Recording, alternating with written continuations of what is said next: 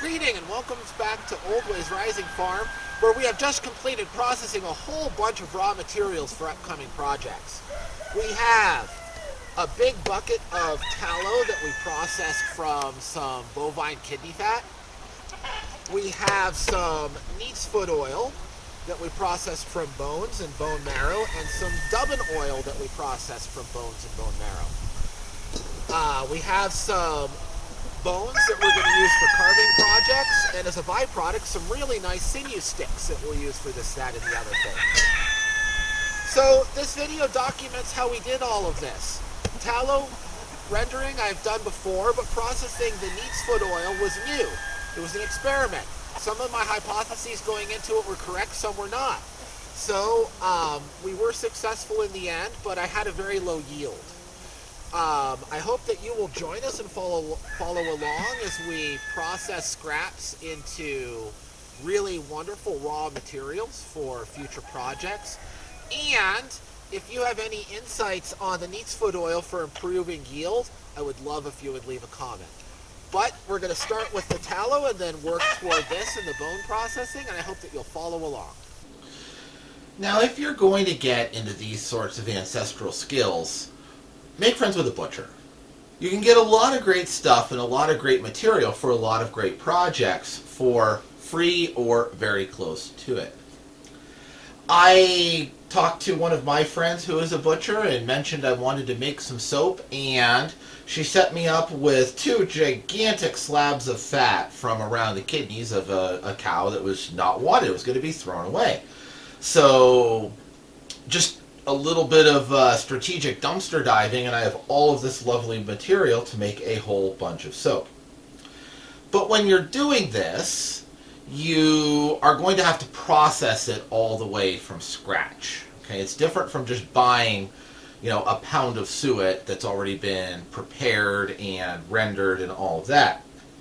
The vast majority of this slab is indeed suet fat, but right here, there used to be the kidney embedded in there, and you can see there's this membranous tissue and all of this, and that won't make good soap. So we need to get the fat away from the tissue. And the first step in that is we just need to cut it into some reasonably sized, chunks here. Put it in a pot. Okay. This is just so that you don't have big globs of fat that end up stuck behind a wall of membrane. We just want it to all be able to escape. Okay. So, nothing fancy.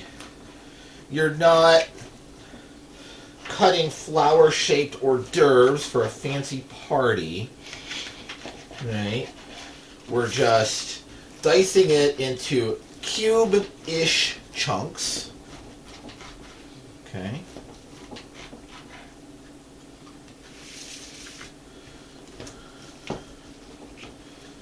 And don't worry if there's a little bit of tissue in there. Don't worry if you get, depending on where you got the fat from, you might have some lines of muscle.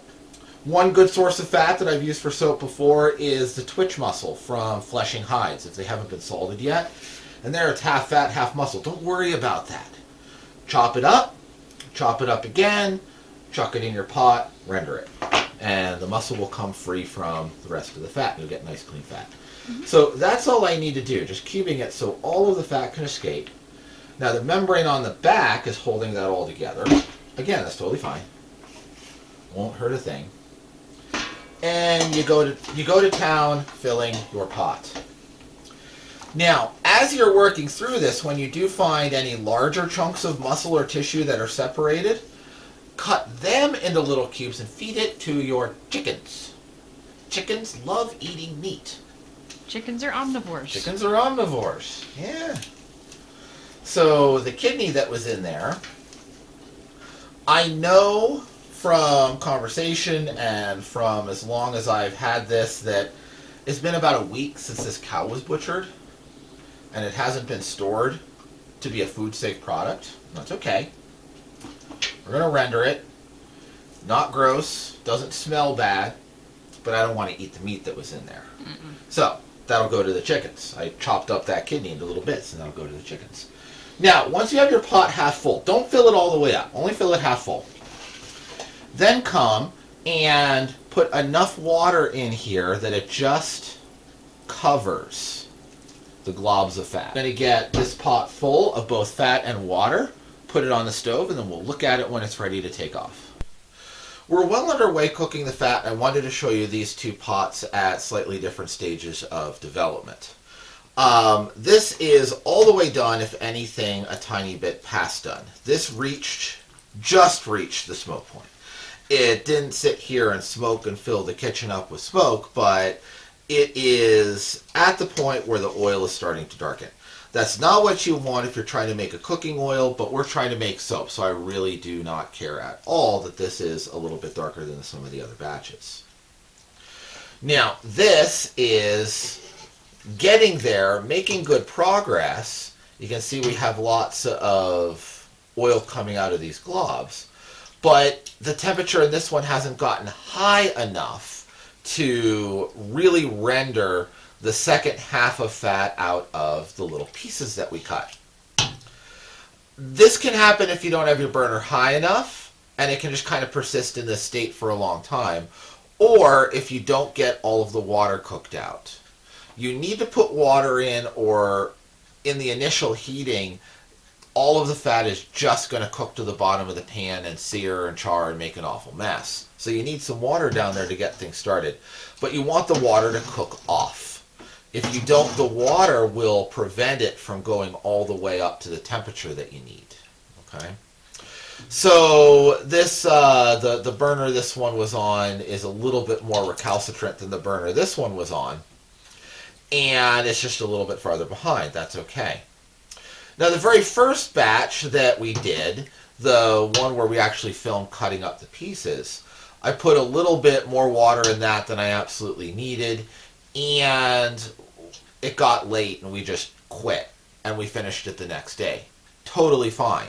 You're not going to hurt anything by saying, okay, I'll just strain off the oil I have, let that harden, and then come back the next day or the next couple of days later and pull this off. It's cooked, it's sterile, it's not going to sour on you, and it's at least not quickly as long as you keep it cool. And you can do that. You can just stop and come back at it. All you lose is a little bit of the initial heat time. So don't worry about that if it happens. Just harvest what you have, come back. So this one is going to go right back on the nice hot burner, and this one here is going to get strained. So we have our not quite done pot back to simmering on the stove. We have just a simple colander and big old bowl. What do you want to put this on? Whatever is handy. Not that important. You can strain it right into another pot. You can strain it into a metal bowl. Doesn't really matter. Now, I am going to grab a towel to wrap around the handles of this thing. And very, very carefully, because this is very, very hot oil, just pour it into the colander. This is not something you want to do while wearing your best clothes. Okay. Then we can pick that up.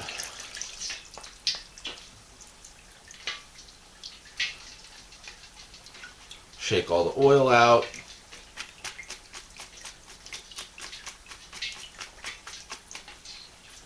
And there we have our finished oil.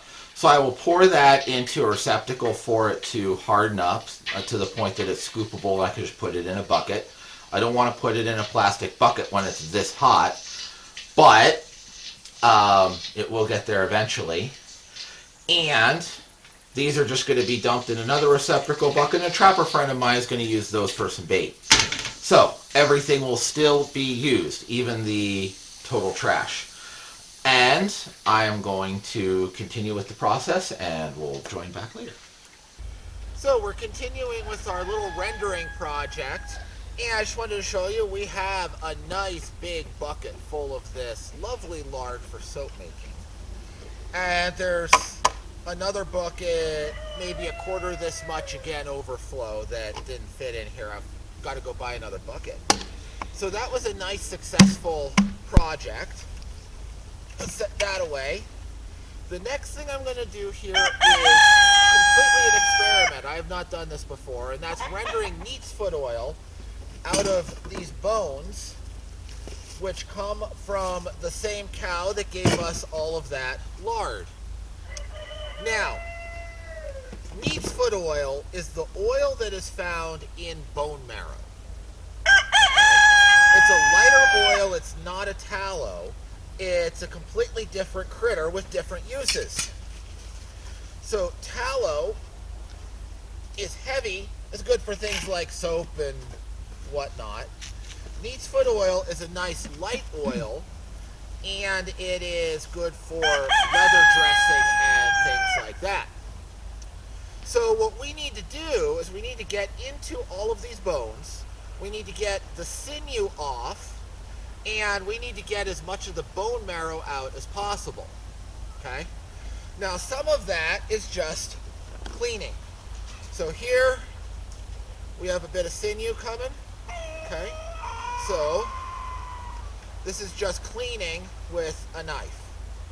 And I will do the majority of this cleaning indoors where my hands are not freezing off. But you can see I will take this sinew and dry it down for sinew. And then be able to get into the bone marrow.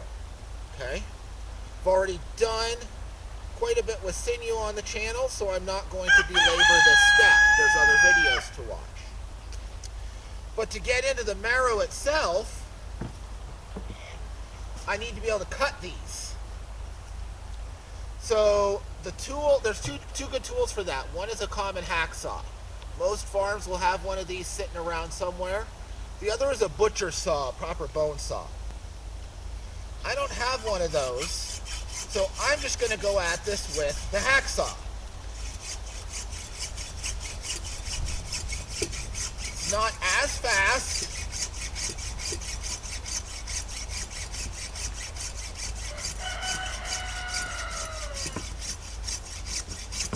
But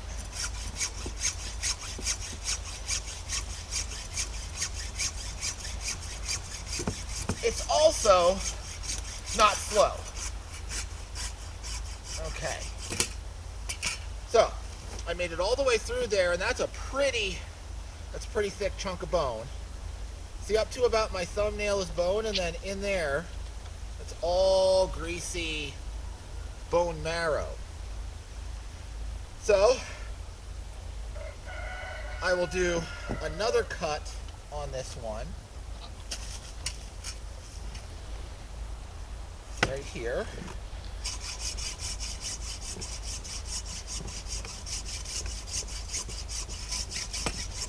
Okay. And I won't bore you with all of that, but I want to get this section cut out so I can get the bone marrow out of there. And then these knuckles, I will take the knife, clean off as much as I can.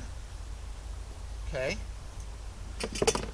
These little strips that I clean off will go to the chickens, which are all over there, and I'll chuck that over a way to keep them busy so that they aren't invading our video. But that's not waste. This is good. It's a good thing to feed to your chickens right there, all these little strips that come off like that. But I want to get as much of the tallow off as possible because I want a minimum of tallow contaminating my Neatsfoot oil. So I want to get all of this muscle and all the little clumps of tallow off as humanly possible. So I'm going to go work on this. It's going to take me a little while, and we'll join back in a few minutes. Okay, so we have this all diced up. Now, if you notice, there is another tool in the background. These are frozen solid, and were getting a little hard to hold on to, so I did cheat and use power tool. I do use these cordless power tools. I don't show a lot of power tools in my videos because I don't want anybody out there to think that you can't do a project if you don't have the power tool. And I use a lot of hand tools in my work, right? And these work perfectly well. But on a freezing cold day with freezing cold bones and freezing cold fingers, nothing wrong with cheating a little. So, there you have permission. Anyhow, these are all diced up. These knuckles are pretty much going to go in as in with just a little bit of cleaning. These straight bones, I'm going to try and carve all of the marrow out so that I can clean these separately for carving. but they need to thaw before I do that. So I'm going to go take them inside, and we will rejoin in a bit when they're thawed and ready to work with. So we got all the bones in, and we're here in the middle of January, early 2023, and all this was frozen. So I had to wait a while and let it all thaw before I could really go further than that. And I've just been taking these apart and processing them for boiling. Now, there's a lot of sinew around these joints. A lot of it's on the small side, even on this big old cow bone, but I've never messed with this on deer bones before, but look at that beautiful piece of sinew I got out of right there. So if you're doing any sinew projects, save this stuff. So I'll dry those down. That's a nice little bonus from this. And I'm doing, as I mentioned, I'm doing this as sort of an experiment. I haven't tried to render out the Neatsfoot oil before. But in my reading on it, I was basically unable to find good instructions on how this was done historically. Okay? All of the short little blurbs that I've been able to find say something along the lines of they took all of the lower leg bones and joints, boiled them, and extracted Neatsfoot oil. Period. Moves on with story. Now, that doesn't really make sense to my brain because of the biology of these bones. There is almost no tallow fat or subcutaneous fat on the lower leg joints of any ruminant. Okay? Just isn't there. So they're not really getting that. And the light oil that Neatsfoot oil is mostly in the bone marrow. So here's my hypothesis. I think what they were doing was just taking these bones out of the large, late 1800s, early 1900s butcher shops and, the big meat processing companies. And I think they were just crushing the whole mass. Bone, marrow, connective tissue, and skin, and everything else. And I think they were just crushing the whole mass, macerating it in water, and then boiling it all, and skimming the Neatsfoot oil off the top. So, here's my experiment. I'm going to boil 3 pots of this. I'm putting all of the bones in 2 pots. And I'm coming with a knife, and wherever I can access the bone marrow, I am just scooping that out, and I'm keeping it separate. Okay? So this third pot, this is all bone marrow. And it is very, very oily stuff. Okay? So I think that all of the Neatsfoot oil is going to come out of this pot, and we're going to get little, if any, yield out of the bones themselves. But it's an experiment. I don't know what the result will be, and I will share it with all of you honestly once we get it. Okay? So there's a little bit we can scrape out. This one's more narrow, a little harder to get into. And I can get a little bit more with a smaller knife. And I think I will get a little bit just because of this. I was only able to get into about here, not the rest of the way down on this. I could cut that end off, but I'm cooking it anyway, so we'll recover that. And then the long bone sections, these are a whole lot easier to get the marrow out of. Just comes out nice big globs. Takes a little time, and it's still a little frozen in there, which isn't helping me. Just do this the hardest way possible. But that's traditional. Winter is the time where you would do these sorts of crafts. Long nights, nothing to do in the fields, nothing really to build. You would just hang out, tell stories, reconnect with the family, and process things. So that's just big globs of bone marrow coming out here. Now, Could you just cut these into sections and macerate it all in water and cook it? Yes, but then I wouldn't be able to tell where my Neatsfoot oil is coming from. Also, I do have an alternative agenda with these bones. I want them for carving material. We're going to have some videos coming up making some bone fish hooks. And I want to learn to do scrimshaw. So these are going to be material for that. And if you cook them enough to get all the oil out of this bone marrow, you weaken the bone considerably. So it's not as good for carving material. So I'm going to do it manually for those two reasons. Okay? And I'll just continue. You can see. Beloved, can the camera see in there? Okay. Not well, but Well, you can see well enough. It's that deep, right? So I am not quite halfway into this bone. This other one is all the way hollow. Okay. And then when I'm done with all of that, because I do want these for crafting material, I'm just going to skin off as much of the little bits of flesh and connective tissue that are still on them and then dry them out. Okay? You don't have to be completely crazy with getting every last little bit off. I threw that in a bucket behind me, not on the floor, just so you know. I will wash these with some dish soap when I'm all done the project this evening. And any, like that's being stubborn, I'm not going to worry about it. Because that'll just dry, and then when I go to cut them up for carving, that may end up in a waste piece, and if it doesn't, I will just sand off any connective tissue that remains. That's fine. Okay? So I'm going to keep cleaning these and sorting these and getting ready. I just wanted to give a show and tell moment here. This is all of the marrow from a half dozen long bones and the little pockets at the cutoff ends and the knuckles. I'm going to fill this half full with water and boil it wet the entire time I'm rendering it. When I showed doing the lard in the earlier or the tallow in the earlier video, there's a little water in the bottom to keep it from sticking, but then it basically is frying in its own oil as it comes out. I very much don't expect this to behave that way. It might. I might be surprised. I haven't done this before, but I doubt it.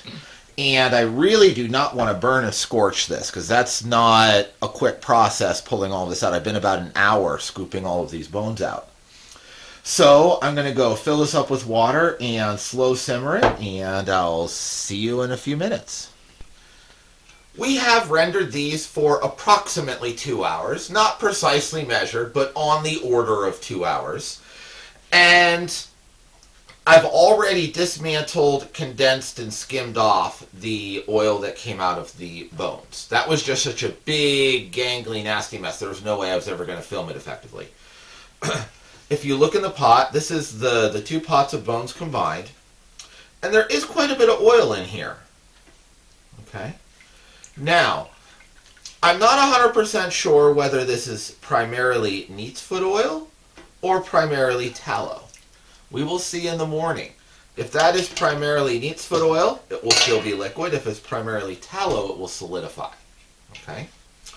I'm cautiously optimistic because a number of these bones, the cavity in there that opened up in cooking was a lot larger than I expected it to be. So I thought I had scooped the vast majority of the marrow out, but it looks like I had quite a bit, quite a bit more was there than I first thought. But at the same time, right, that's a big lump of tallow.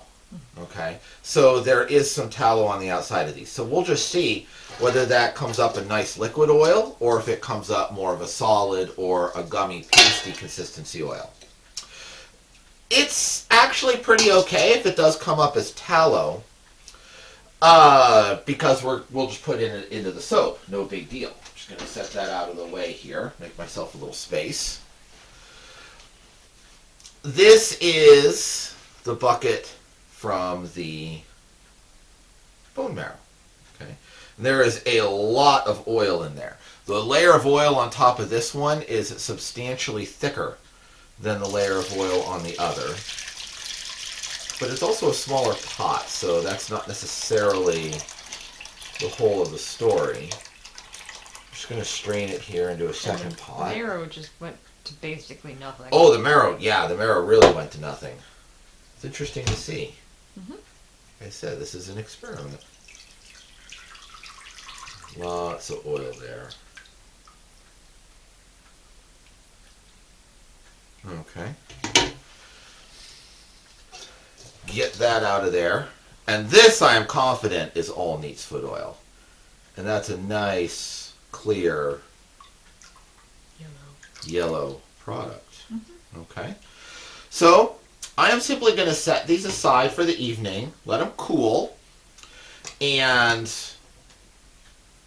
tomorrow we will see what sets up solid versus what stays a liquid oil. And whatever stays a liquid oil, we will strain in cheesecloth and compare volume where it's easier to see which one actually has more. So I'll see you then. So here's what we got. After boiling the bones, which are here, and the marrow, which are these two, I took the pots that they were in, did a little filtering and combining, and then I put it all out on the cold porch so that the fat would just freeze up. It all solidified, so I was able to just pick the globs of fat off the top and didn't have to try and strain it. And I put it in these jars and kept the two batches separate. There is a little bit more quantity from the marrow, but not really substantially. I thought the difference was going to be more pronounced than it actually was, because there was such a thin layer over top of the bones, but it was also a bigger pot, so it was just a little hard to judge. I do think there was a bit more from the marrow than from the bones. But what is really interesting is that there's a big difference in the texture. So if I just go in with a spoon into here, I brought it inside, just kind of put it by the heat source in our living room and just let it warm up. So this is kind of body temperature, right?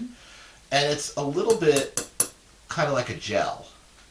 And this won't pick up in the camera, but when I look at it, it's pretty obvious that there are grains of something solid in something liquid. Okay? And when I look at these that came from the bones, they're, same sort of thing. There's definitely some solid material that's kind of granular and a lot of liquid. And this is quite a bit thinner. This is a pourable liquid in here. So I think the bones actually gave me more Neatsfoot oil, and that's what the liquid is. And the grains then would be tallow. So that's an interesting observation.